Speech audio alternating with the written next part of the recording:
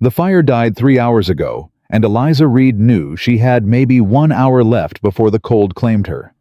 Her fingers wouldn't bend anymore, her lips had stopped moving, and the darkness of the cave pressed against her like a living thing.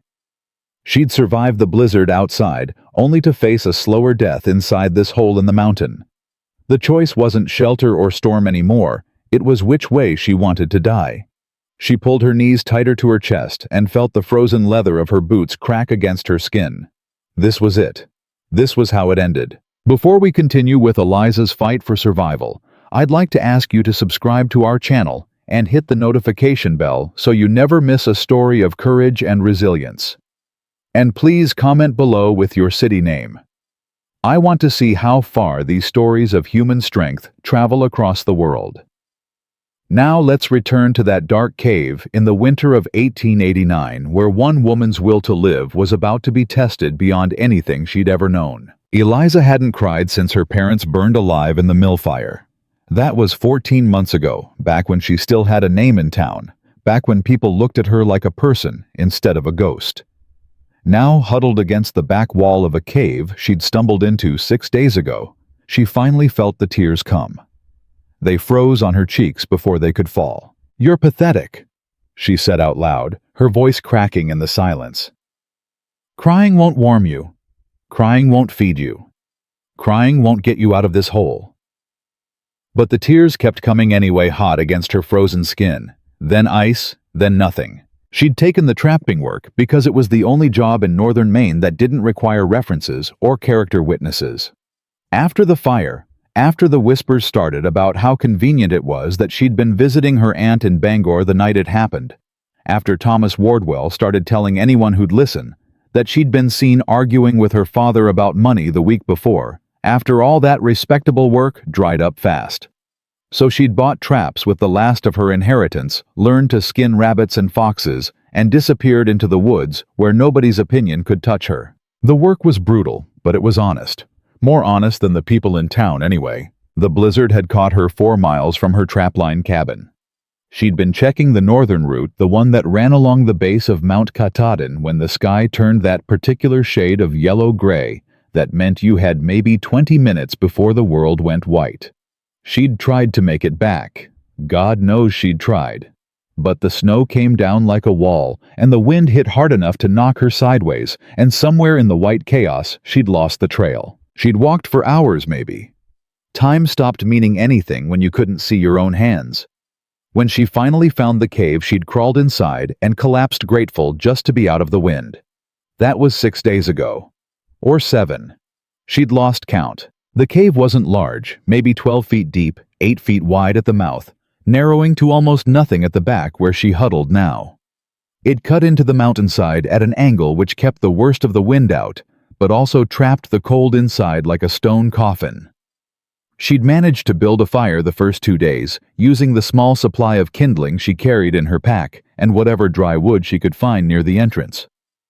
But the storm never stopped, and her wood ran out, and the last embers died sometime in the night 3 days ago. Since then, it was just cold. Endless, patient, murderous cold. "You should have stayed in town," she told herself, hugging her knees tighter. "You should have smiled at Thomas Wardwell's lies. You should have let them think whatever they wanted. At least you'd be alive." But even as she said it, she knew it wasn't true. Living in that town under those eyes, carrying that suspicion everywhere she went, that wasn't living. That was just dying slower. She'd rather freeze honest than rot polite. Her pack sat beside her, nearly empty now. One piece of dried venison left hard as wood. A knife with a bone handle, the blade still sharp.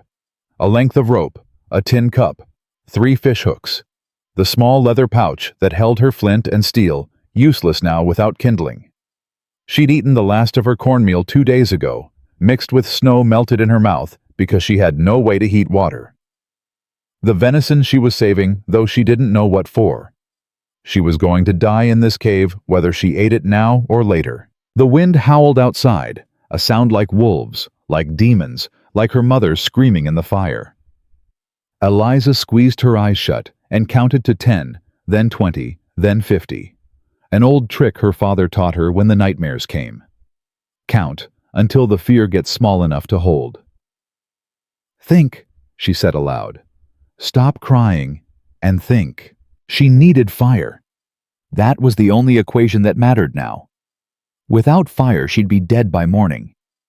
The cold was already working its way into her core, slowing her blood, dulling her thoughts.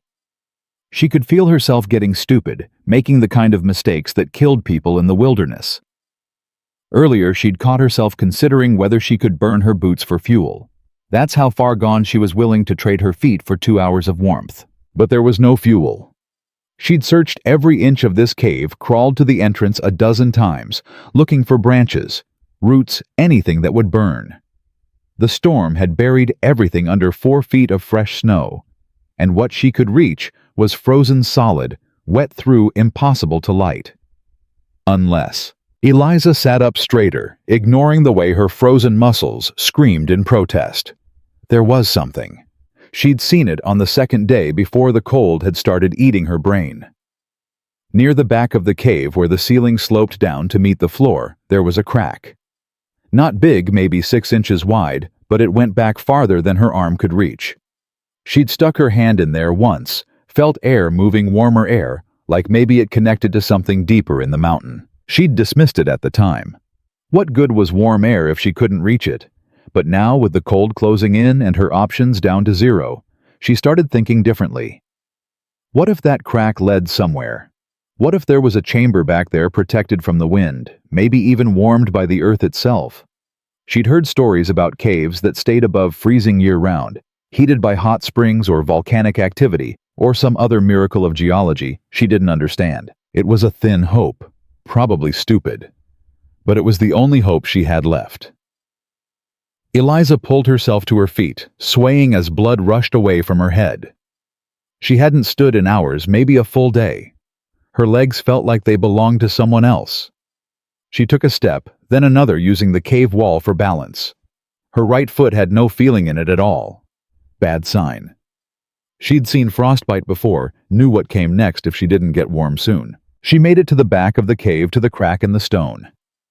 Up close, she could definitely feel air moving, could smell something different, earth and moisture, and something almost sulfurous. Her heart kicked faster. That smell.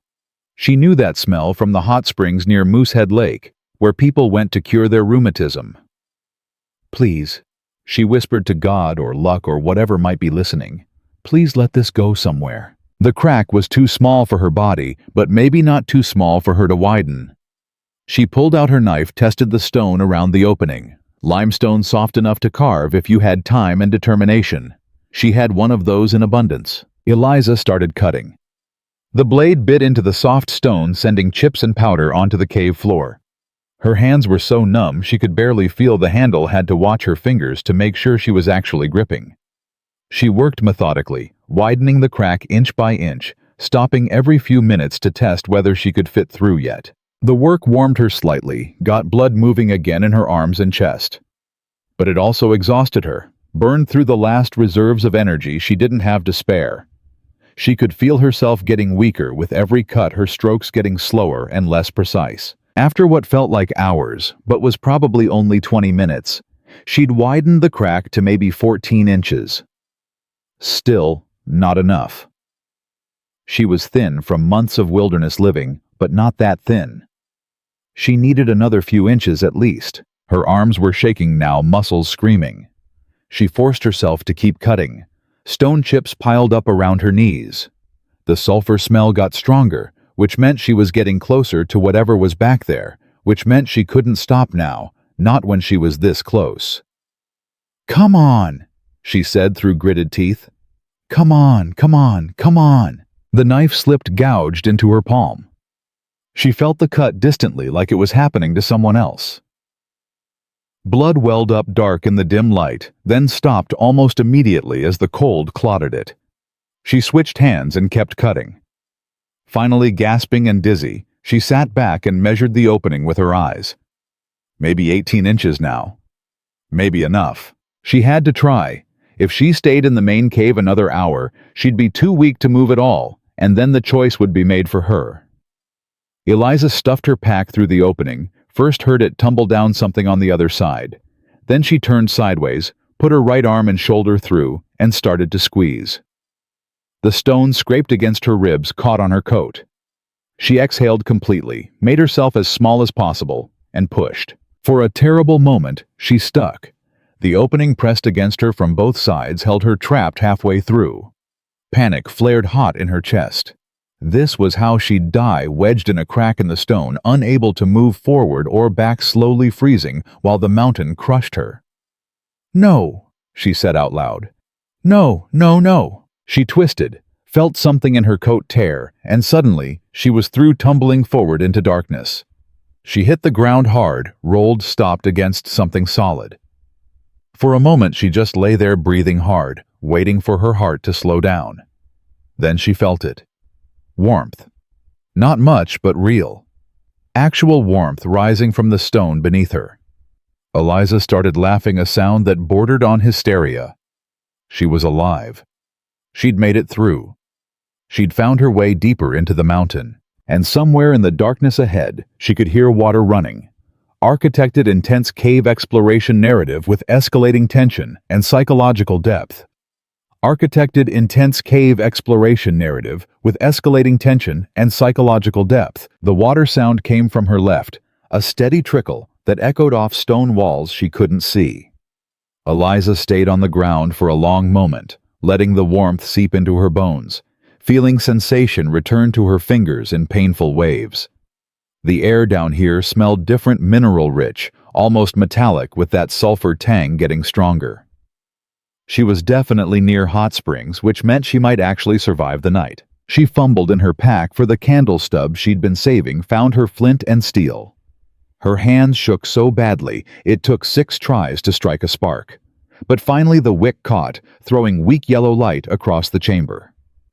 What she saw made her breath catch. The space was larger than the outer cave, maybe 20 feet across, with a ceiling that arched up into darkness beyond the candle's reach.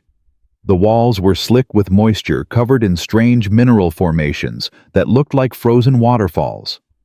And there, against the far wall, was a pool of water about 6 feet wide, steam rising from its surface in lazy curls.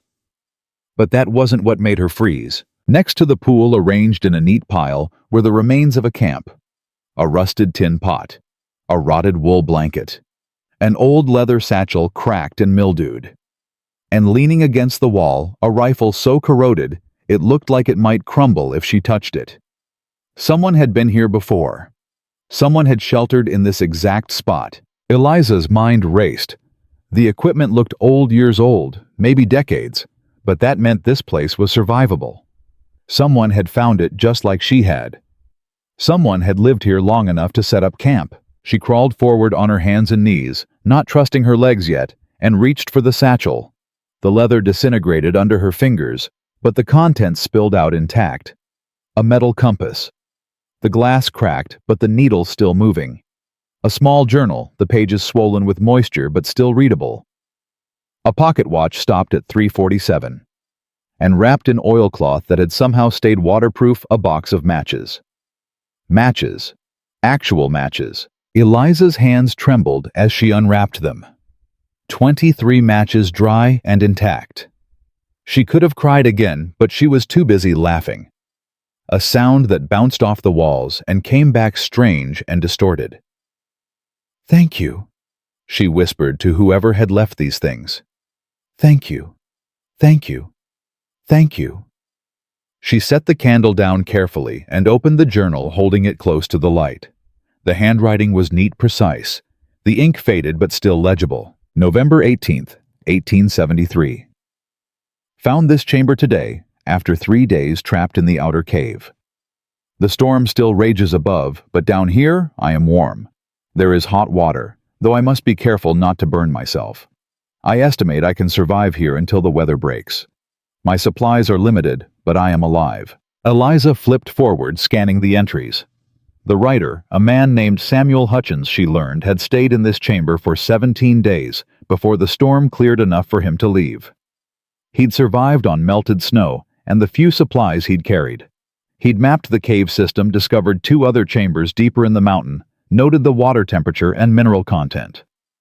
And on the last page, dated December 5th, 1873, he'd written, "To whoever finds this journal, the outer cave is a death trap in winter storms, but this chamber will keep you alive. The water from the spring is safe to drink once cooled. There is no food here, but there is warmth and shelter. Follow the left passage 30 paces, and you will find another chamber with better air. Do not drink directly from the hot pool, it will scald your throat. I leave what supplies I can spare. May they serve you as they served me. God be with you. S.H." 16 years ago, this man had been exactly where she was now, had faced the same choice between freezing and surviving, had found this place, and lived. She wondered if he'd made it out. The journal ended abruptly, no final entry confirming his escape. But the supplies were here arranged carefully, like he'd meant to leave them for the next person. That suggested he'd survived, had made it out, and decided not to come back for equipment he no longer needed. Or he'd died somewhere between here and town, frozen in a snowdrift with no one to find him until spring. Eliza shook off the dark thought. She was alive now. That was what mattered. She tested the pool water with one finger, jerked it back immediately. Hot enough to cook meat. She'd have to let it cool in her tin cup before drinking, just like Hutchins said. But the warmth radiating from it was already working on her frozen body, bringing feeling back to her face and hands and feet. She dragged the old blanket closer, disgusted by the smell of mildew and rot, but desperate for any insulation. When she shook it out, something fell from the folds. A small drawstring pouch, surprisingly intact. Inside, dried beans, hard as pebbles, probably inedible after 16 years. But underneath them, wrapped in waxed paper, was something that made her heart pound. Pemmican. 4 pieces of preserved meat and fat mixture, each about the size of her palm. The traditional traveling food of trappers and hunters, designed to last for years without spoiling. She unwrapped one piece, sniffed it cautiously. It smelled fine, looked fine. The wax paper had protected it perfectly. She bit off a small corner, chewed slowly, waiting to see if her stomach would reject it. It tasted like salvation. Eliza ate half the piece, forcing herself to stop, even though her body screamed for more. She needed to ration. She still didn't know how long she'd be down here, didn't know if the storm would last another day or another week. 4 pieces of pemmican, 23 matches, and a warm cave. That was her survival equation now. She filled her tin cup with hot spring water, set it aside to cool, then turned her attention to the journal again. If Hutchins had mapped the cave system, maybe there was information she could use. There was. The man had been meticulous, drawing crude but detailed sketches of each chamber, noting distances and landmarks. The chamber she was in now, he'd called it the warm room, connected to 3 other spaces. The left passage led to what he called the air chamber, a larger space with several natural chimneys that allowed smoke to escape. The right passage led to a dead end after about 40 feet, and there was a third passage almost hidden behind the hot pool that led down into darkness. Hutchins had only explored it for 20 paces before turning back, noting that the air got strange and heavy the deeper he went. She studied the sketch, trying to memorize the layout. The air chamber sounded promising. If she could build a fire there, the smoke would vent naturally, which meant she could stay warm without suffocating. That was worth investigating. But first, she needed to deal with her immediate physical state. Now that she was warming up, she could feel how badly damaged she was. Her right foot throbbed with a deep ache that meant serious frostbite. Her hands were covered in cuts from widening the entrance crack. Her lips were cracked and bleeding, and she was so exhausted she could barely think straight. Sleep first, she told herself, then explore. But even as she said it, she knew she couldn't. Not yet. Because warming up meant the pain was coming back, and the pain was telling her things she didn't want to hear about what the cold had done to her body. She pulled off her right boot, carefully wincing as the frozen leather pulled away from her skin. Her toes were white and waxy, completely numb. Bad. Very bad. She'd seen enough frostbite cases in the trappers' camps to know what came next if she didn't act fast. She tore a strip from the rotted blanket, dipped it in the cooled spring water, and wrapped it around her foot. Not too warm, not too cold, just enough to start bringing blood back gradually. Too fast, and the tissue damage would be worse. She'd have to keep changing the compress, keep monitoring the color, keep watching for signs of gangrene. If she lost the foot, she'd die down here. Simple as that. She couldn't walk out on one leg, couldn't trap or hunt or survive. She needed that foot. "You're going to be fine," she said out loud, her voice strange in the echoing chamber. "You're going to warm up slowly and carefully, and that foot is going to be fine." But doubt crept in anyway, cold and insidious. What if the frostbite was too severe? What if infection set in? What if she survived the storm only to die of sepsis in this hole? A sound interrupted her spiraling thoughts, a crack sharp and sudden like a rifle shot. Eliza's head snapped up. The sound had come from above, from the ceiling, somewhere in the darkness. She grabbed her candle, held it high, trying to see. Another crack, then a rumble, deep and ominous. Ice. The ceiling must have ice formations, stalactites, or frozen mineral deposits, and the temperature change from the hot spring was making them unstable. A chunk of ice the size of her fist crashed down 3 feet to her left, shattering on the stone floor. Then another bigger. Then a whole section of ceiling groaned and shifted. Eliza scrambled backward, dragging her pack and supplies with her. She pressed against the far wall, as far from the hot pool as she could get, and watched as more ice fell, some pieces big enough to kill if they hit directly. The cave was adjusting to her presence, to the heat, to the changes in air pressure from the crack she'd made in the entrance. She'd disturbed an equilibrium that had held for months, maybe years. "Come on," she muttered. Come on, finish it." The rumbling continued for another minute, ice crashing down in sheets and chunks, sending up clouds of pulverized crystals. Then gradually it stopped. The chamber went quiet except for the steady trickle of water. Eliza waited, counting to 100, then 200. When nothing else fell, she allowed herself to breathe normally again. The floor around the hot pool was now covered in broken ice, making the footing treacherous. But the ceiling seemed stable again. The immediate danger passed. She looked at her meager supplies, at the journal, at the warm chamber that had almost killed her in a different way. This place was survivable, but barely. Everything down here wanted her dead, the cold, the ceiling, her own damaged body. But she wasn't dead yet. Eliza changed the compress on her foot, noting with relief that the skin was starting to pink up in places. Maybe not as bad as she'd feared. Maybe salvageable. She ate another small piece of pemmican, drank more cooled spring water, and felt strength trickling back into her limbs. Then she made a decision. She couldn't just sit here waiting to heal. She needed to explore. Needed to understand this cave system, needed to find out if there was a way out that didn't involve crawling back through that crack and facing the blizzard again. Hutchins had mentioned the air chamber. If it had natural chimneys, maybe one of them led to the surface. Maybe there was a way up. She lit one of the precious matches, used it to light a second candle stub she'd found in the old camp supplies. Then, holding both lights carefully, she limped toward the left passage. The tunnel was narrow, maybe 4 feet wide, with a ceiling low enough that she had to duck. The walls were smooth, worn by water over centuries or millennia. Her footsteps echoed strangely, making it sound like someone was following her. She counted her paces. 20, 30, 35. The air here was different, cooler, but fresher, with a slight breeze that made the candle flames dance. At 42 paces, the tunnel opened into a larger space. The air chamber was everything Hutchins had promised. Roughly circular, maybe 30 feet across, with a ceiling that soared up into darkness. And there along the far wall she could see them 3 vertical shafts cutting up through the rock, each about a foot wide, with daylight visible at the top. Daylight. Gray and dim, filtered through falling snow, but unmistakably daylight. Her heart hammered. Those shafts led to the surface. They had to, but they were too narrow to climb, too sheer, and probably 30 or 40 feet tall. Even if she could somehow get up there, she'd never fit through. But they meant something else. Something equally important. They meant air circulation. They meant she could build a fire here and not suffocate. They meant she could stay warm while she healed, while she waited out the storm, while she planned her next move. Eliza set the candles down and explored the chamber more thoroughly.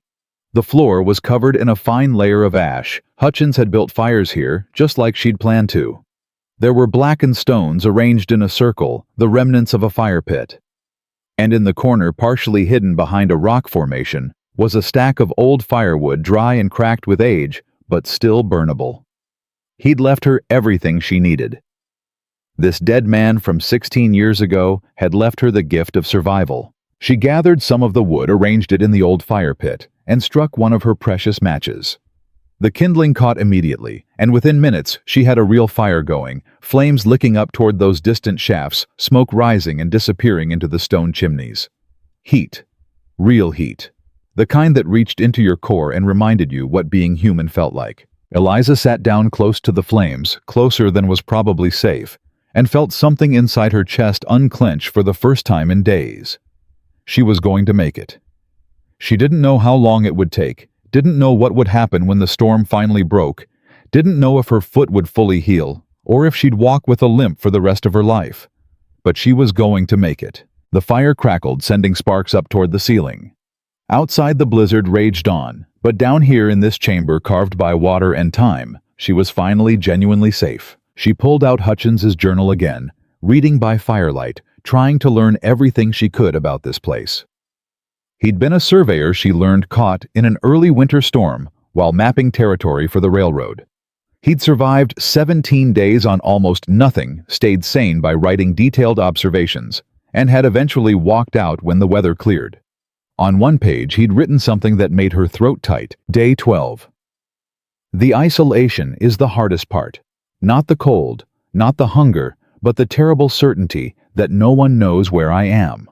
That I could die here, and my body might not be found for months, years, maybe never.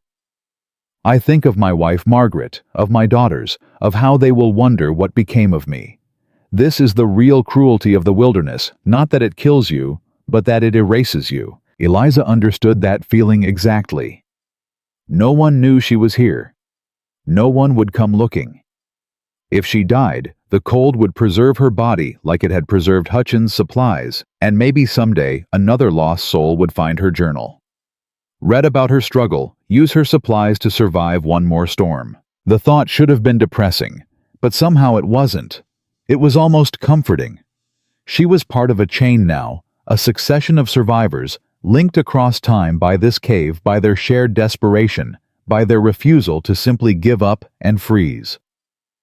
She fed more wood to the fire and settled in to wait.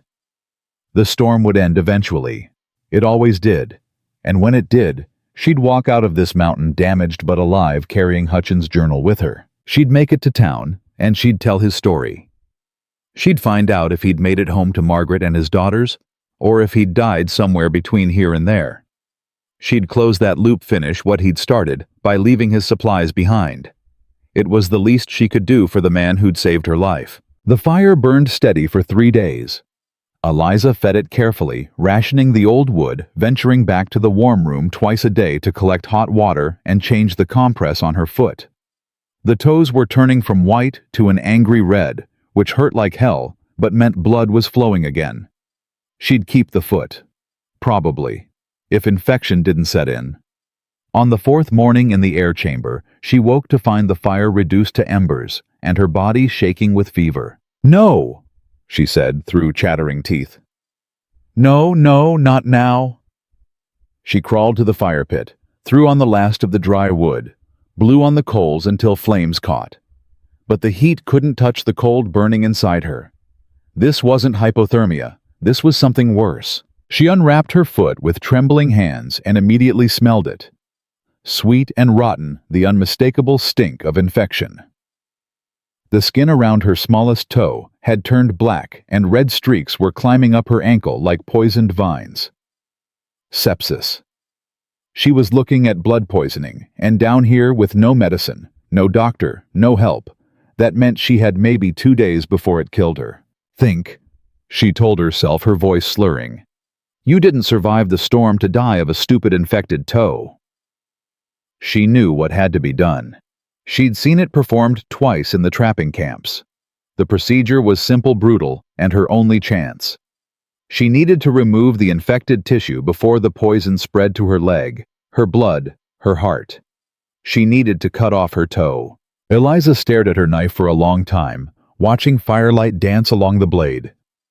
Her hands were shaking too hard to hold it steady. She was too weak, too feverish, too scared. "You're going to do it anyway," she said out loud. "So stop wasting time." She heated the blade in the fire until it glowed red, then packed snow around her ankle to numb it as much as possible. She bit down on a strip of the old blanket, positioned the knife, and told herself to count to 3. On 2, she cut. The pain was everything. It was the mill fire and her parents' screams, and every moment of cold and fear compressed into a single, white-hot point. She heard herself making sounds that didn't seem human, felt her body trying to pull away from her own hand, tasted blood where she'd bitten through the blanket. But she kept cutting. Through skin, through bone, through the last threads of tissue, connecting the dead flesh to the living. When it finally came free, she threw it into the fire and immediately pressed the hot blade against the wound to cauterize it. She didn't remember passing out. She only knew that when she opened her eyes again, the fire had burned down to coals, and her bandaged foot was throbbing with a pain that felt almost clean compared to the infection. The fever still burned, but differently now. Less desperate. Her body was fighting, had something to fight against that wasn't just inevitable decay. She forced herself to drink hot water, to eat a small piece of pemmican, to stay conscious long enough to rebuild the fire. Then she let the darkness take her again, trusting that she'd either wake up healing or not wake up at all. When she woke the second time, the fever had broken. She was soaked with sweat, weak as a newborn, but her head was clear. She checked her foot, expecting the worst, and found the wound already starting to close, the red streaks fading. Her body, pushed to its absolute limit, had decided to live after all. "Thank you," she whispered to no one in particular. "Thank you." She rested for another day, conserving strength, letting her body heal. The wood was almost gone now. Maybe enough for one more day of fire too, if she was extremely careful. After that, she'd have to either find more fuel or return to the warm room and survive on the hot springs' heat alone. Or she could explore the third passage, the one Hutchins had mentioned but never fully investigated, the one that led down into darkness where the air got strange and heavy. She didn't want to. Every instinct screamed at her to stay safe, stay warm, stay put until the storm ended. But she was running out of options. The old wood was nearly exhausted, and she hadn't found any other fuel source in either chamber. If that third passage led to something useful, another cache of supplies, dry wood, anything, it might be her only chance. On the morning of her 7th day underground, Eliza gathered her courage and her remaining candles and limped back to the warm room. She stood at the edge of the hot pool, looking at the narrow gap behind it that Hutchins had marked on his map as the descent passage. She'd have to squeeze through sideways, would be committed the moment she entered. If the passage narrowed, or if she got stuck, there'd be no one to pull her back. "Do it," she said. "Stop thinking and just do it." She pushed through the gap, candle held high, and immediately felt the air change. Heavier, yes, but also warmer, much warmer. And there was a smell she couldn't identify, mineral and chemical, and something almost alive. The passage sloped down at a steep angle, forcing her to brace against the walls to keep from sliding. 20 paces, just like Hutchins had gone. Then 30. Then 50. At 60 paces, the tunnel opened into a chamber that made her stop breathing. It was massive, easily 100 feet across, with a ceiling that disappeared into absolute darkness. But that wasn't what froze her in place. It was what covered the walls. Crystals. Thousands of them growing from every surface, catching her candlelight and throwing it back in a million different directions. They ranged from tiny needles to formations the size of her head, all of them gleaming with an inner light that seemed almost alive. And in the center of the chamber, rising from the floor like a monument, was a column of pure white crystal, as tall as a man and as wide as a wagon wheel. Eliza walked forward slowly, unable to believe what she was seeing. This wasn't just a cave. This was something else entirely, something that felt almost sacred. She reached out to touch the central column and jerked her hand back. It was hot. Not scalding like the pool above, but definitely warm, radiating heat like a stove. That's when she understood. This chamber, This entire cave system was sitting on top of a volcanic heat source. The hot springs, the warm air, the crystals forming from mineral-rich water. It was all connected to something deep beneath the mountain, some ancient geological force that had been here long before humans and would be here long after. And it meant she'd just found unlimited heat. No wonder Hutchins had turned back. This place was too strange, too otherworldly. It felt like stepping into something that humans weren't supposed to see. But for Eliza, desperate and damaged and determined to survive, it was exactly what she needed. She set up a rough camp against the far wall, where the crystals grew thickest and the radiant heat from the central column reached in steady waves. No fire needed, just heat from the earth itself, constant and reliable. She slept there for 12 hours straight, the deepest sleep she'd had since before the storm. When she woke, her body felt different, stronger. The wound on her foot had scabbed over completely, and the remaining toes had regained full feeling. That's when she noticed the second thing about the crystal chamber. There were marks on the wall behind where she'd slept, cut into the stone, deliberate and precise. She held her candle close and felt her heart skip. Names, dozens of them carved into the rock. Some fresh enough that she could still see tool marks, others so weathered they were barely legible. Samuel Hutchins, 1873. Margaret Chen, 1852. William Bridger, 1847. Sarah Littlefield, 1841. Thomas Blackwood, 1839. The list went on, stretching back nearly 50 years. All of them had found this place. All of them had survived here. Some of the names had dates beside them, how many days they'd stayed when they'd left. But others had only the year, nothing more. Eliza traced her fingers over Hutchins's name, then checked the date beside it. December 5th, 1873. The same date as his last journal entry. He'd carved his name here in this chamber on his last day underground, which meant he'd made it this far. He'd found the crystal chamber just like she had. The journal entries about the air chamber must have been from earlier in his stay, before he discovered this place. But why hadn't he mentioned it? Why write detailed notes about every other chamber, but leave this one out, unless he had mentioned it and those pages were missing from the journal? She'd noticed some pages looked torn, as if someone had removed them deliberately. At the time, she'd assumed it was water damage or decay. Now she wasn't so sure. Eliza went back through the journal, checking for gaps in the dates. And there they were, 4 days missing between November 30th and December 4th. 4 days that Hutchins had deliberately removed from the record. What had he found down here that he didn't want anyone to know about? She searched the chamber more thoroughly, looking for anything that might explain the mystery. The crystals covered most of the walls, making it hard to see the underlying rock, but in the far corner, almost hidden behind a particularly massive formation, she found something that made her blood run cold. A skeleton. Human. Adult. Still wearing the rotted remains of clothes that might have been nice once: wool trousers, leather boots, a coat with brass buttons turned green with age. The skull had rolled away from the body, and when Eliza picked it up carefully, she saw a fracture across the back. Not from a fall. From a blow. Someone had been killed here. She checked the pockets of the dead person's coat with shaking hands and found a folded piece of paper somehow preserved in a leather wallet. She unfolded it carefully, holding it close to the candlelight. It was a claim deed, legal documentation stating that one Jeremiah Hutchins owned mineral rights to a section of land that included Mount Katahdin and surrounding territory. The deed was dated March 1873, 8 months before Samuel Hutchins had been trapped by the storm. Jeremiah. Samuel's brother. Maybe his father. The pieces started falling into place with horrible clarity. Samuel hadn't been trapped by accident. He'd come here deliberately looking for something, looking for whoever owned this claim deed. And he'd found them. But why? What was down here that was worth killing for? Eliza looked at the crystals again, seeing them differently now.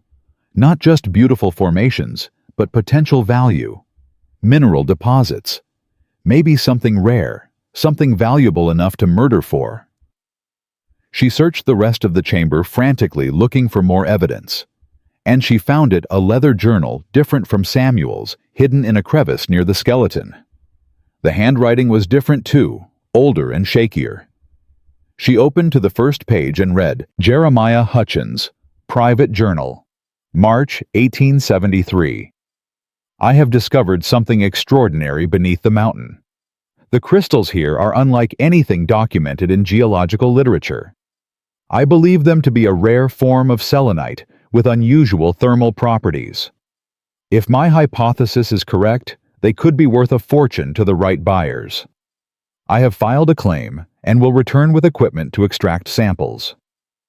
The next entry was dated June 1873, returned with mining equipment, but the main chamber has become unstable. I will need to establish a permanent camp and work carefully. The heat source beneath is more powerful than I initially calculated.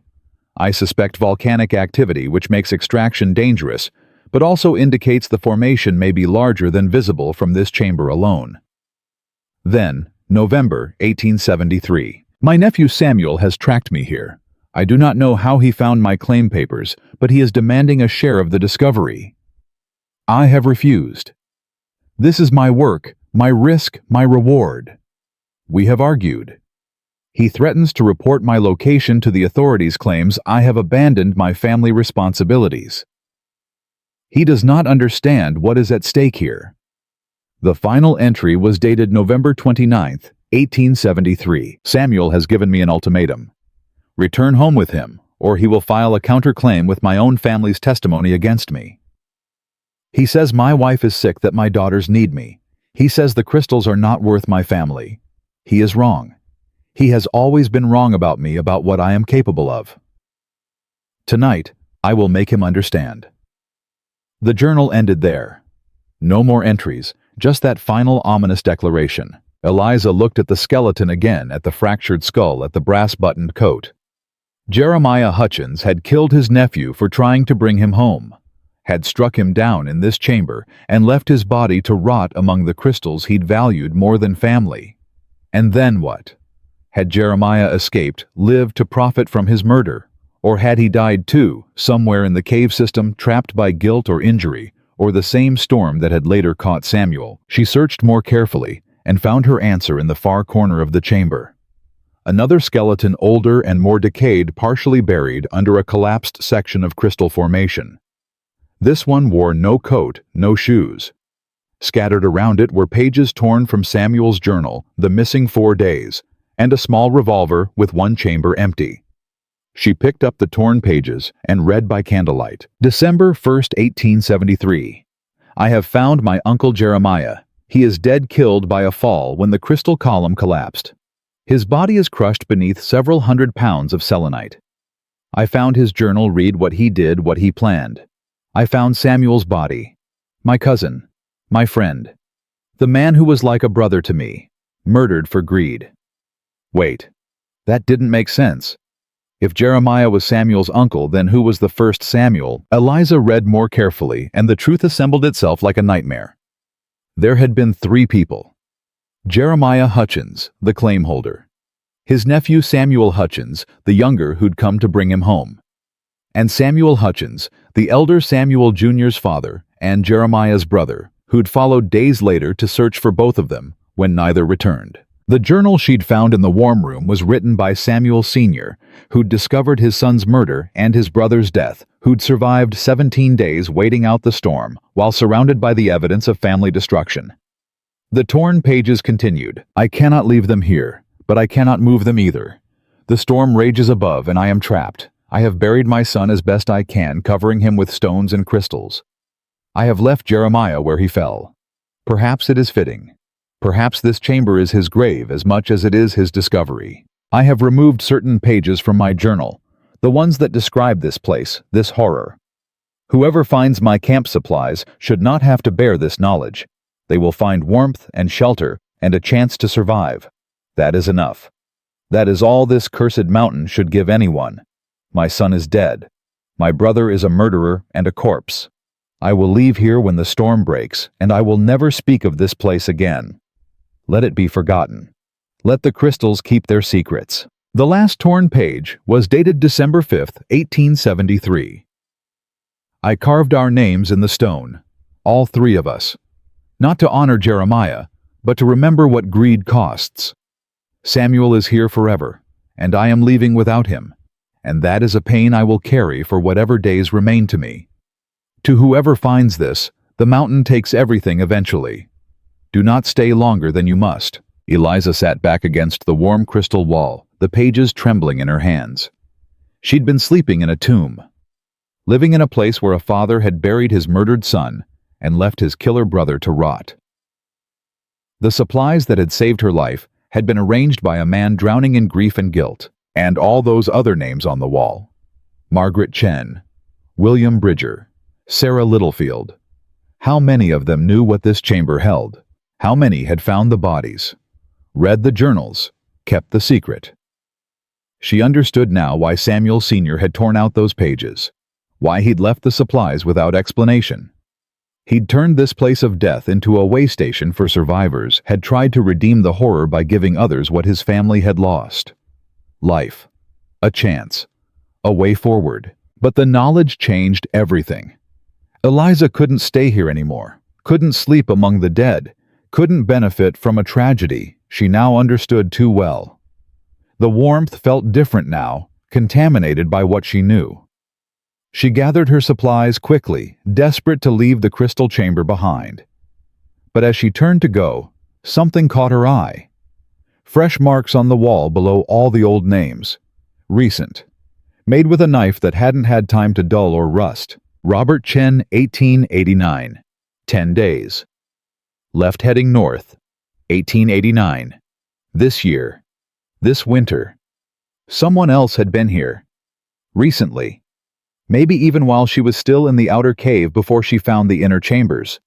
Which meant someone else had made it out.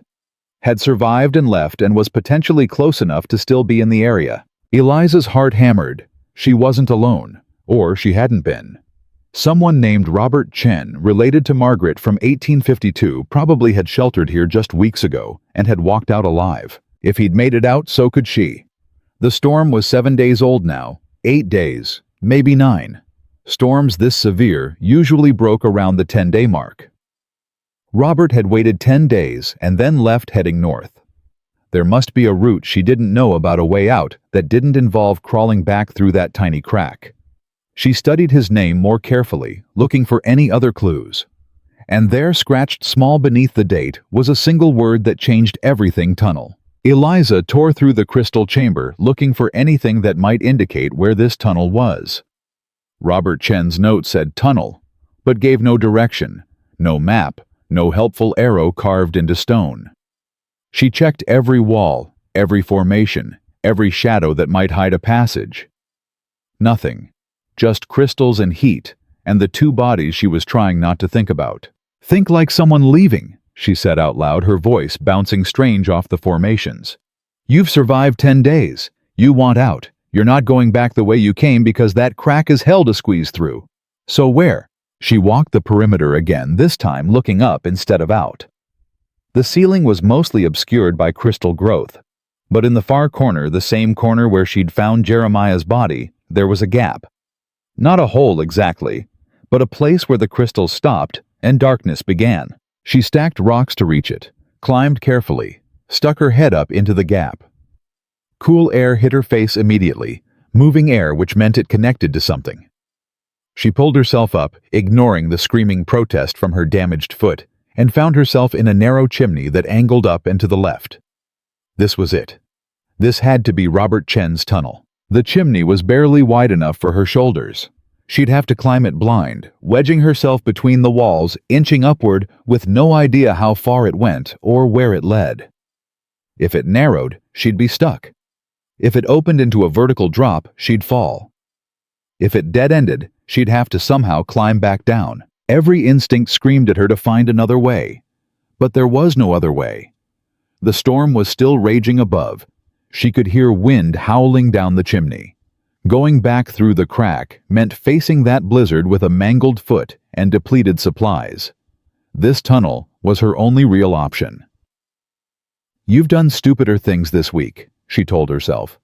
Get moving." She went back down, gathered her pack and remaining candles, and said a silent prayer to Samuel Hutchins, Sr., to his murdered son, to every person whose name was carved on that wall. Then, she climbed back up into the chimney and started ascending. The first 20 feet weren't bad. The walls were rough enough for good handholds, and the angle was manageable. But then the chimney narrowed, and she had to exhale completely to fit through, had to move in inches instead of feet, had to trust that the next move would work, because there was no going back now. Her candle went out. She was climbing in absolute darkness, feeling her way forward, counting on friction and faith to keep her from falling. Time lost all meaning. She might have been climbing for 10 minutes or 2 hours. Her arms burned her foot, throbbed, her breath came in ragged gasps. Then her hand found empty air instead of stone. She froze, heart hammering. The chimney had opened into something, but she couldn't tell what. She felt around, carefully found an edge, pulled herself up and over. She was in another tunnel, this one wider and more regular. She could sit up, could breathe without her chest scraping rock. She fumbled for a match, lit it with shaking hands, saw that she was in a passage maybe 4 feet high and 6 feet wide, sloping gently upward. The match burned down, and she lit another, using it to light her last candle stub. Then she started crawling forward, following the tunnel wherever it led. After 50 yards, she heard something that made her stop breathing. Voices. Distant, muffled, but definitely human voices. Men from the sound of it, and more than one. Eliza's first thought was rescue. Someone had come looking for survivors, had found the cave entrance, was searching for anyone trapped inside. But then she heard what they were saying, and her blood turned cold. "Told you we should have started digging a week ago. The whole mountain's unstable now." "Shut up and keep working. We've got maybe 2 days before that storm breaks and someone comes looking." "Looking for what? The girl's dead. Froze to death days ago. We're wasting time." "The girl might be dead, but that claim deed isn't.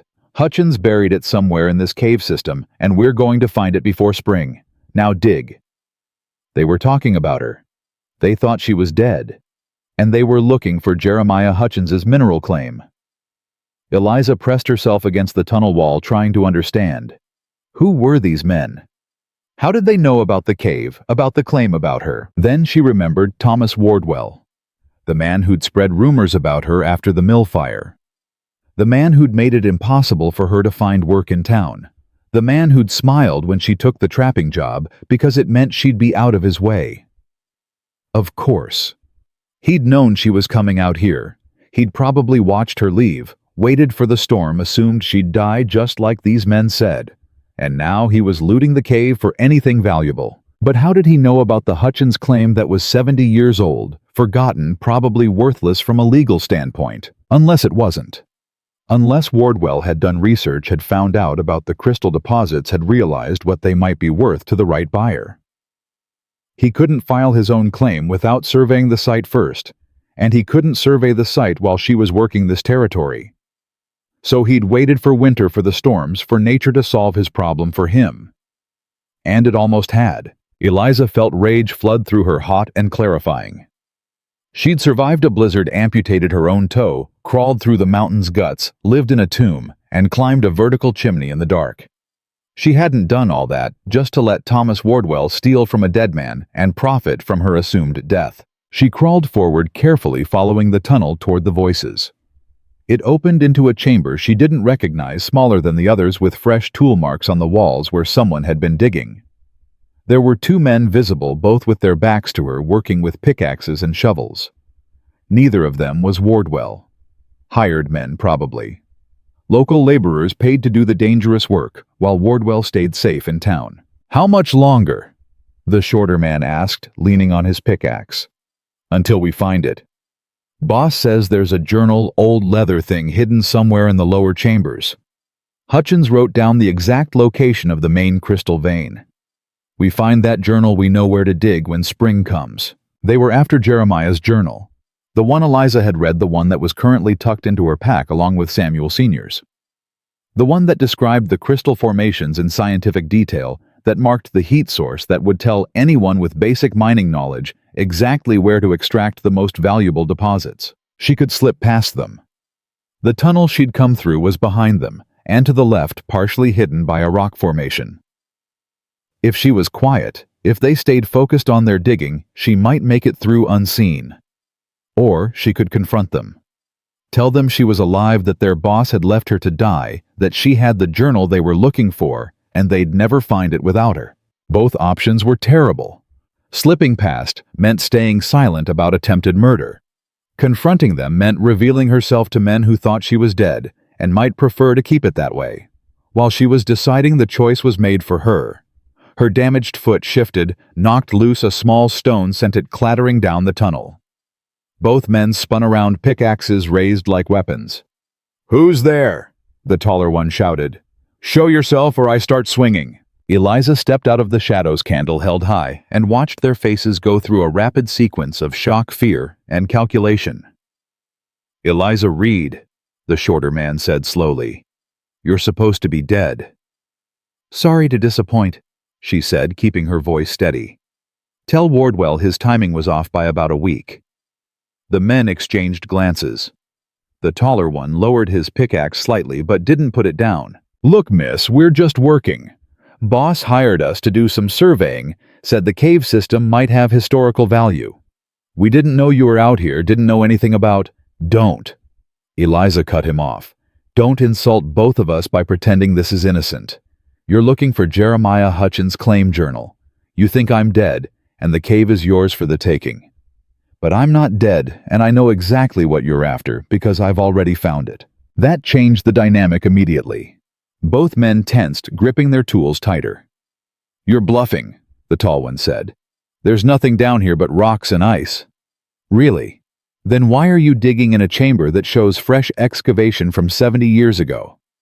Why are you following a map that Wardwell must have gotten from somewhere? He found Samuel Hutchins's records, didn't he? Tracked down the family, learned about the cave, figured out there was a mineral claim worth investigating." The shorter man's face confirmed it before he could stop himself. Eliza had guessed right. "Here's what's going to happen," she said, forcing confidence into her voice, despite the fact that she was outnumbered, exhausted, and standing on one good foot. "You're going to put down those pickaxes. Then you're going to tell me exactly how you got into this cave system, because I assume there's a way that doesn't involve squeezing through a crack the size of my arm. Then you're going to leave and tell Wardwell that if he wants this claim, he can file it honestly in the spring like everyone else." "And if we don't?" the tall man asked. "Then I report to the authorities that Thomas Wardwell deliberately withheld rescue efforts during a blizzard, left a citizen to die, and sent men to loot a cave system with known human remains. The Hutchins family still has descendants. They'd be very interested to know someone's trying to profit from their ancestors' murder. It was a gamble.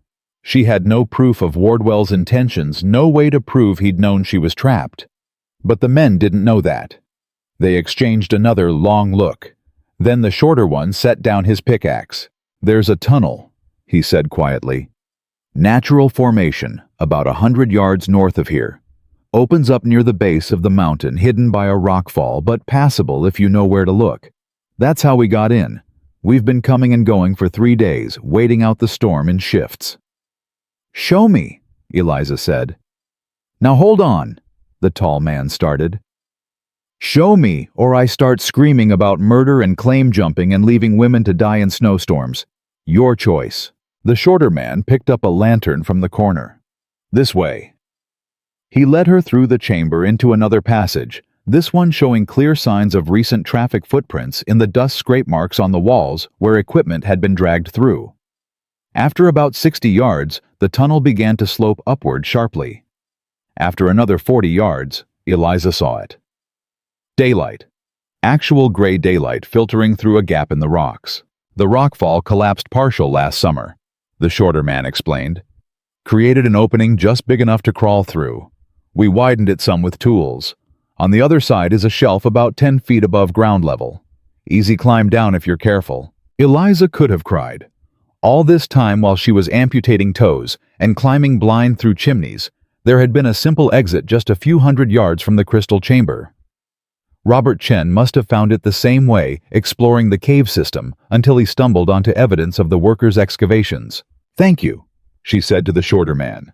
Then to both of them, "Get out, now. And tell Wardwell that this cave is a grave site, not a gold mine. The claims are worthless anyway. Jeremiah Hutchins never properly filed them, and the land passed to the state decades ago. He's been chasing fool's gold." She didn't know if that was true, but it sounded good. And it might be enough to make Wardwell back off at least long enough for her to get to town and file an official report. The men gathered their tools and left through the tunnel without argument, clearly relieved to be done with the whole situation. Eliza watched them go, then turned to face the exit. 10 feet of climbing. That was all that stood between her and freedom.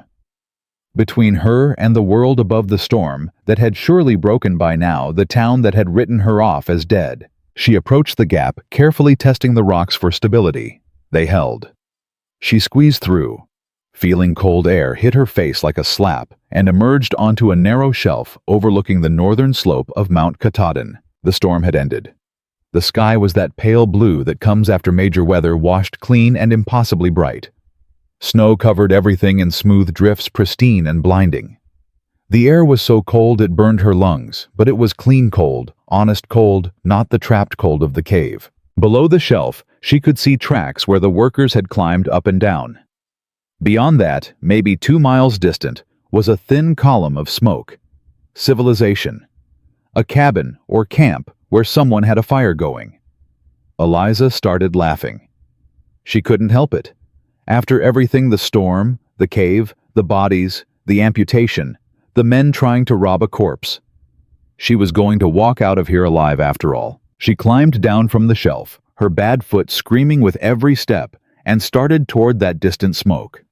The snow was deep and the going was slow, but she'd survived worse. She'd survived everything the mountain could throw at her. The cabin turned out to be a trapper's supply station, empty for the season, but stocked with basic provisions. She broke in without guilt, built a fire in the stove, and sat down to inventory what she had. 2 journals that told the story of 3 dead men and a family destroyed by greed. Her own supplies down to almost nothing. A mangled foot that would never be the same. And a burning need to make Thomas Wardwell answer for what he'd done. She spent one night in the cabin, letting her body rest and her mind plan. Then at first light, she began the 12-mile walk to town. It took her 2 days, stopping frequently to rest her foot and forage for food.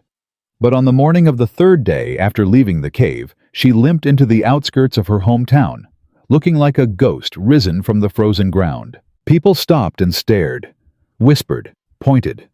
She ignored them all and walked straight to the land claims office where she filed a formal report about Jeremiah Hutchins's illegal mining activity, Samuel Hutchins's murder, and the attempted looting by Thomas Wardwell's hired men. The clerk's face went white as he read. "Miss Reed, these are serious accusations. I have documentation," she said, pulling out both journals. "Read them, every word, then decide whether I'm serious or not." She left the journals on the counter and walked out. Her next stop was the sheriff's office, where she filed a separate complaint about Wardwell's failure to organize rescue efforts during the blizzard. She had no proof he'd known exactly where she was, but she could prove he'd known she was working the northern trap line when the storm hit, and she could prove he'd sent men into the cave system within days of the storm's end, rather than sending them to search for her. The sheriff promised to investigate. His eyes said he didn't quite believe her, but the fact that she was standing in his office when everyone thought she was dead made him at least willing to listen. Her final stop was Thomas Wardwell's general store. He was behind the counter when she walked in, and the color drained from his face like someone had pulled a plug.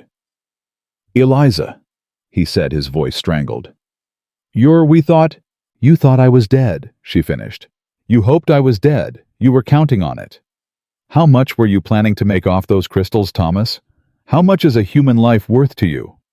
He recovered quickly, his face hardening. "I don't know what you're talking about. I hired those men to survey cave stability for the town, public safety issue. If you're implying..." "I'm not implying anything. I'm stating facts. You knew I was out there. You knew the storm was coming. You did nothing. And then you sent men to loot a cave system before anyone could verify whether I'd survived. The sheriff is investigating. The land office has my full report. And if I were you, I'd start thinking about how you're going to explain all this to a judge." She turned and walked out, letting the door slam behind her, leaving Wardwell speechless for maybe the first time in his miserable life. The satisfaction lasted about 20 steps before exhaustion hit her like a hammer. She made it to the boarding house where she'd lived before taking the trapping job, climbed the stairs on hands and knees, and collapsed in her old room. She slept for 16 hours straight, and when she woke, the town was buzzing with the news that Eliza Reed had survived the impossible and come back with evidence of a 70-year-old murder. The knock came at dawn. Sharp official, impossible to ignore. Eliza pulled herself out of bed, wincing as her foot touched the floor. 3 days of rest hadn't been enough to heal 16 days of damage, but she could walk now without seeing stars. She opened the door to find Sheriff Morrison standing in the hallway with his hat in his hands. "Miss Reed, we need to talk about your accusations against Thomas Wardwell." She stepped back to let him in, already knowing what he was going to say. The town always protected its own, and Wardwell had been part of the community for 20 years, while she was just the daughter of dead mill workers, the girl who'd run away to the woods rather than face suspicion. "He's claiming he had no knowledge of your location during the storm," Morrison said. "Says he hired those men for legitimate survey work, that they had no instructions to search for bodies or claims. Says you're confused from exposure, making wild accusations to cover your own negligence." "I see." Eliza kept her voice flat. "And the journals, the documented evidence of murder and claim fraud. The land office authenticated them. Real enough, but they're 70 years old. Nobody to prosecute, even if there was a crime. As for Wardwell, there's no law against hiring surveyors, and no proof he knew you were in that specific cave system. He knew I worked the northern trap line. He knew the storm was coming. He did nothing." Morrison shifted uncomfortably. "That's not illegal either. Unfortunate, yes, but not criminal. I'm sorry, Miss Reed. There's not enough here to charge him with anything." After he left, Eliza sat on the edge of her bed and stared at the wall. She'd survived, the mountain survived.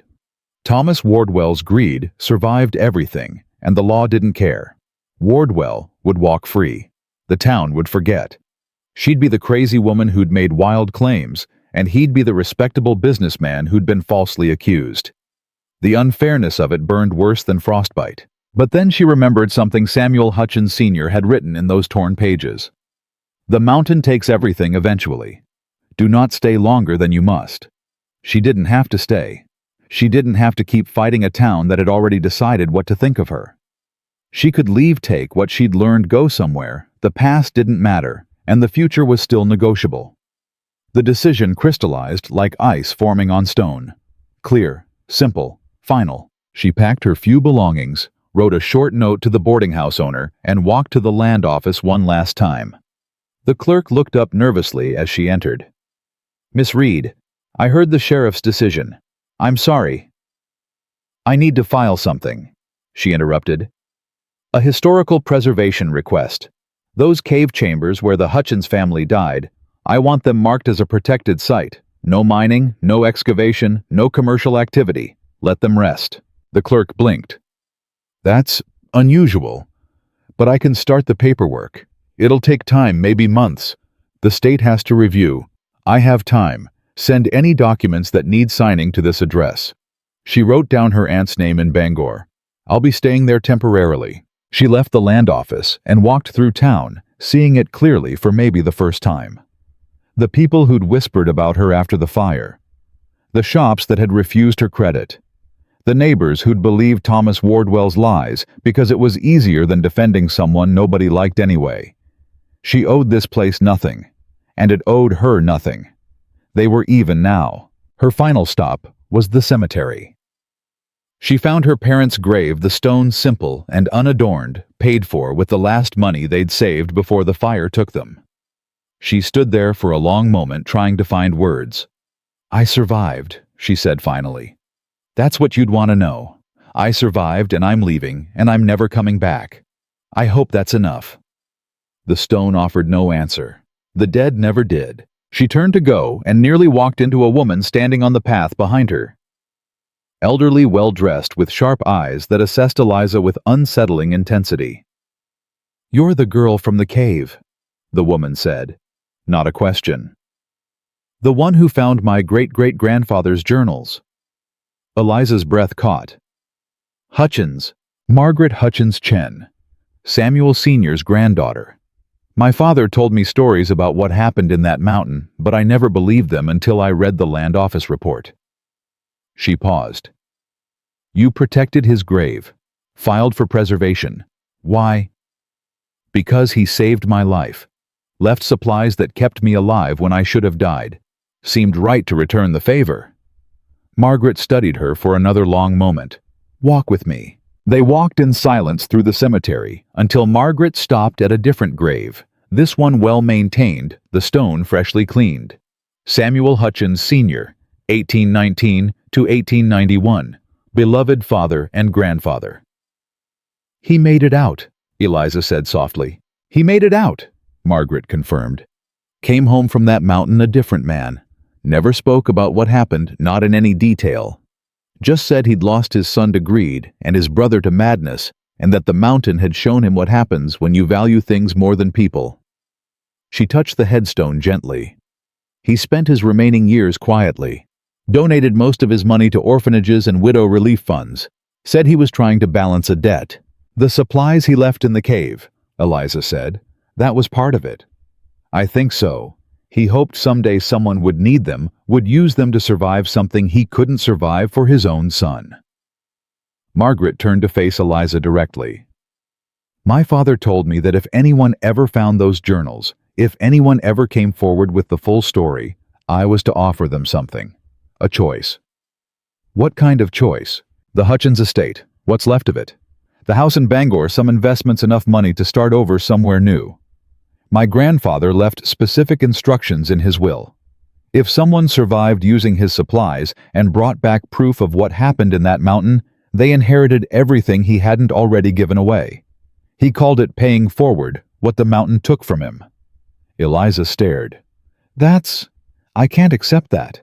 I just used what was there. I didn't do anything special. You survived. You told the truth. You protected the gravesite. That's what he wanted. That's the legacy he built. Margaret pulled an envelope from her coat. This is the deed to the house and a letter from his attorney written 30 years ago and held in trust until someone claimed it. Read it. Think about it. The choice is yours. Eliza took the envelope with shaking hands. Inside was a single page in neat legal script. To whoever finds refuge in the mountain's darkness. I left you supplies because I could not save my own son. And that failure haunts every day. I continue to breathe. If you have survived, if you have found these words, if you have done me the courtesy of honoring the dead, then take what I am offering. Not as payment, but as completion.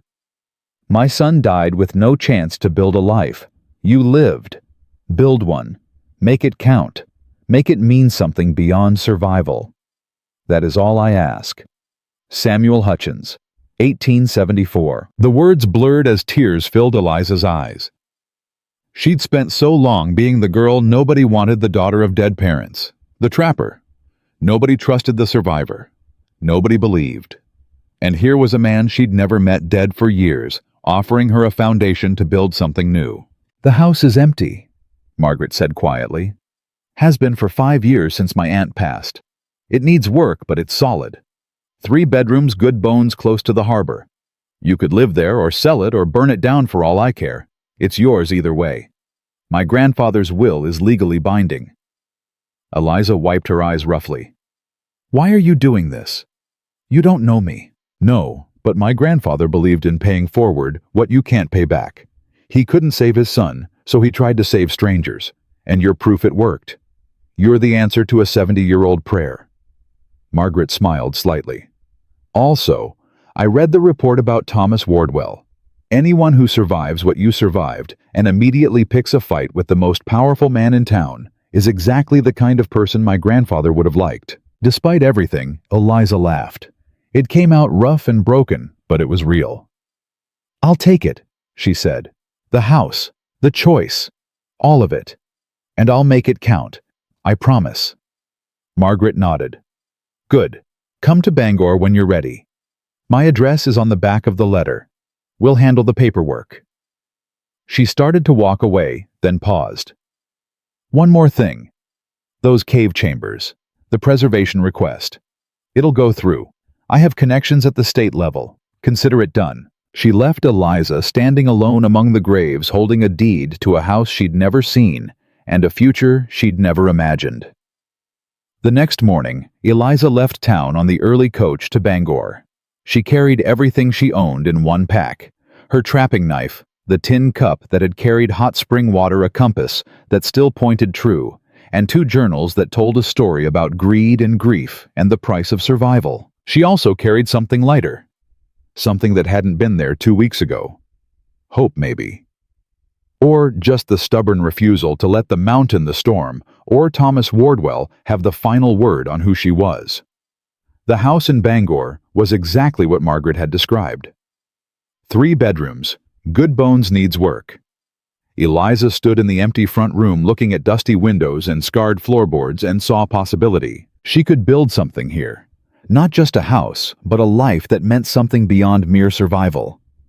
She could take what Samuel Hutchins had given her and turn it into something that honored both his grief and her resilience. She spent the first week cleaning, scrubbing floors, washing windows, airing out rooms that had been closed for years. The work was good, physical, grounding. It reminded her that her body was capable of more than just enduring. It could create, build, transform. The second week, she started receiving visitors. Other women mostly. Widows and spinsters and women who'd been cast out by their families for various unforgivable sins. They'd heard about the girl who'd survived the mountain, who'd come back and challenged the most powerful man in her town, who'd walked away from everything rather than bow to people who wouldn't believe her. They came with questions. Where did you find the courage? How did you survive? What do you do when everyone thinks you're dead and you have to build a life from nothing? Eliza answered them honestly. She showed them her mangled foot, told them about amputating her own toe, described the cold and the darkness, and the terrible certainty that she was going to die alone. She didn't make it heroic. She made it real, and somehow that was what they needed to hear. Not that survival was easy or noble or destined, but that it was possible. That you could lose everything: family, safety, the use of your own body, and still find a way forward. By the 3rd week, women were showing up regularly, sitting in her front room drinking tea, sharing stories of their own struggles. Eliza realized she'd accidentally created something. Not a business, not exactly, more like a gathering place for women who didn't fit anywhere else. One of them, a widow named Catherine who'd lost her husband in a fishing accident, asked the question that changed everything. Have you thought about teaching survival skills, I mean? Most of us don't know the first thing about living rough if we needed to. You do. Eliza had never considered it. She'd learned trapping and wilderness survival because she'd had no other choice, not because she wanted to teach it. But the idea took root. I could, she said slowly, show you how to trap, how to build a fire in wet conditions, how to find water, how to navigate by stars. Practical skills. Things that might save your life if you ever needed them. Or just things that make us less dependent on men who think we're helpless, another woman added. Either way, I'd pay to learn. Within a month, Eliza had her first class. 6 women ages ranging from 19 to 54, meeting twice a week to learn wilderness survival. She taught them everything Samuel Hutchins Sr. had inadvertently taught her: how to make a shelter, how to preserve food, how to stay calm when everything went wrong. But more than skills, she taught them something else. The lesson the mountain had burned into her bones. That you could be abandoned, dismissed, left for dead by everyone who should have cared and still survive. That survival wasn't about being strong or brave or special. It was about refusing to give up even when giving up made perfect logical sense. By spring, she had 3 classes running and a waiting list. Women came from all over Bangor, some from as far as Portland. They called her the Mountain Woman, though never to her face. She didn't mind. It was better than being called the arsonist's daughter or the girl who ran away. The preservation request for the cave chambers went through in April. The state declared the site protected, citing historical significance and the need to honor the Hutchins family tragedy. Thomas Wardwell filed a formal objection, claiming economic damage, but it was denied. The mountain would stay wild, the caves would stay closed, and the dead would stay buried. Eliza read the official notice and felt something she hadn't expected. Not triumph exactly, more like completion. The story that had started with her parents' fire and ended with her crawling out of the mountain was finally, truly over. She could move forward now, build something that wasn't defined by what she'd lost or what had tried to kill her.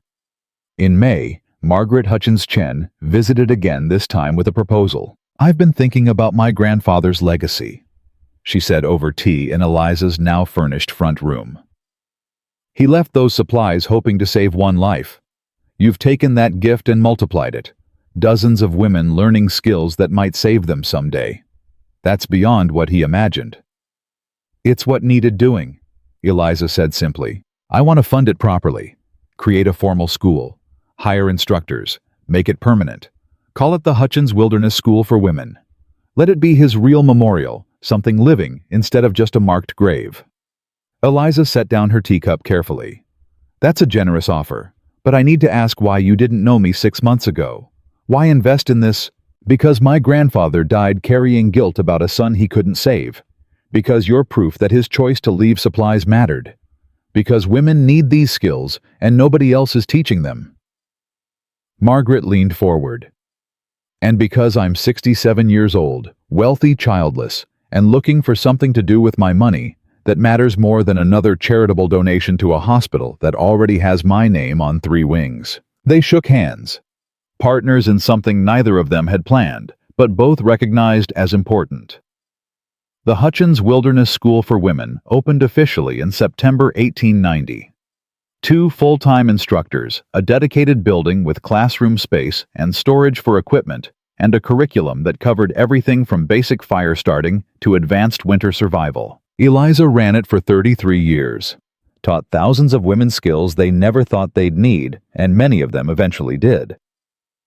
Got letters from former students who'd survived shipwrecks, house fires, late-season storms, and domestic situations that required them to disappear fast and live rough until they could reach safety. She never married, never had children, never saw her hometown again after that day she'd boarded the coach to Bangor.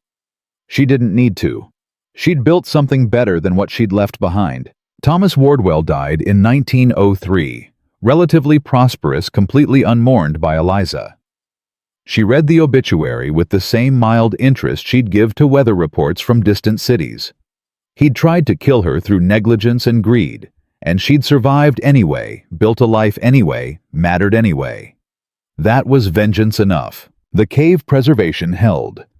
The state maintained it through 3 generations of politicians and 2 major pushes to open the area for mining. Every time someone tried to overturn it, someone else would pull out the Hutchins file and read about murder and family destruction and bodies still resting in crystal chambers.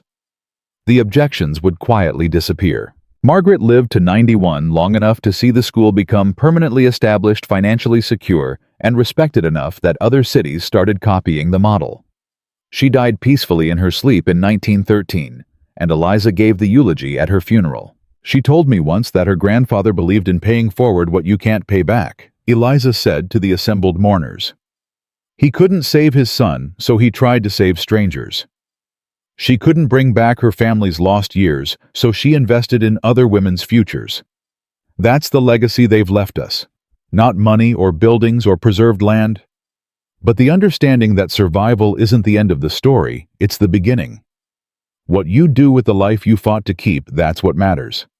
That's what makes the fight worth it." She lived to 78, died in 1931, with her boots on, as she liked to joke. Literally, she collapsed during a wilderness training session teaching a young woman how to navigate by stars, and was dead before anyone could get her back to the building. They buried her in Bangor, not in her hometown.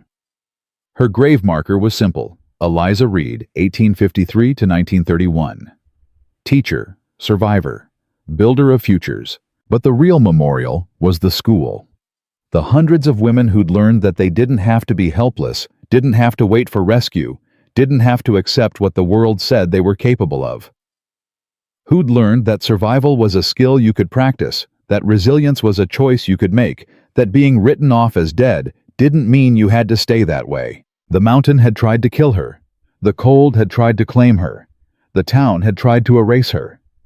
Thomas Wardwell had tried to profit from her death. And Eliza Reed had survived them all, then spent 3 decades teaching other women how to do the same. That was the story she left behind. Not of a girl who got trapped in a cave, but of a woman who crawled out of the darkness and decided that surviving wasn't enough. She wanted to live to build to matter. The mountain had taken everything from her and somehow given her more than she'd ever had before. She'd gone in as an outcast with nothing to lose, and come out as someone who understood that the only person who could define her worth was herself. And that understanding, that fierce, unshakable knowledge that she had survived the worst and could build something from the ashes, that was the real treasure the mountain had given her. Not crystals, or claims, or validation from people who didn't matter. Just the simple, powerful truth that she was alive, and that was enough. And what she did with that aliveness would echo longer than any storm.